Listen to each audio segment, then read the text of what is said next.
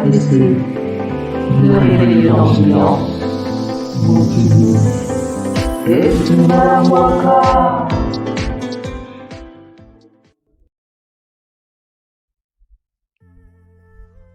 RDC, le réveil d'un géant, va s'appesantir aujourd'hui sur l'héritage politique de deux héros nationaux de la République démocratique du Congo, que sont Mzee Laurent Désiré Kabila, décédé le 16 janvier 2001, et Lumumba, mort le 17 janvier 1961.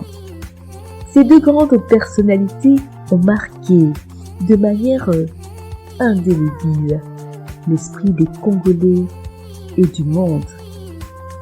Ils sont entrés tels des légendes dans le panthéon de l'histoire.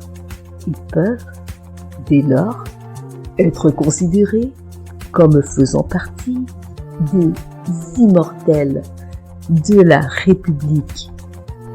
Leur souvenir mémorable peut servir à l'éveil des consciences, car, bien qu'étant morts physiquement, leurs pensées et actions leur survivent dans l'imaginaire collectif. Ils ne peuvent être oubliés par les vivants qui y font référence. Ils servent de point de repère et d'exemple aux jeunes générations. Nous citons, dans cet ordre d'idées, Mzee Laurent Désiré Kabila, qui fut le 3e président de la République démocratique du Congo, considéré comme étant le soldat du peuple. Il avait prononcé une phrase mémorable: la guerre sera longue et populaire. De son héritage politique, on ne peut passer sous silence deux de ses pensées d'une grande justesse que sont: ne jamais trahir le Congo et prenez-vous en charge. Mzee avait également mis en place les cantines populaires afin que la population puisse aller s'y approvisionner en denrées de première nécessité à des coûts abordables. En outre, on lui doit la conception du service national, dont le concept a été repris par le président Félix Tshisekedi Tshilombo, aboutissant à la reconversion des Kuluna d'hier, comptant dans leur rang des bandits, escrocs et malfrats en tout genre, tels les frères Dalton, Joey, Jack, William et Averell. Ces derniers sont en train de devenir des bâtisseurs de la République.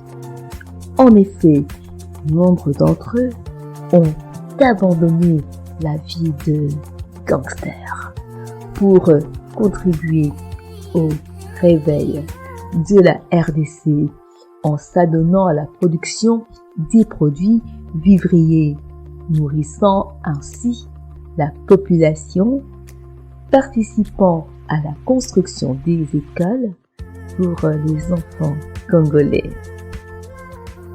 Lumumba, le tout premier ministre, le père de l'indépendance, dont on retiendra de son discours la phrase célèbre: l'indépendance n'est pas un cadeau.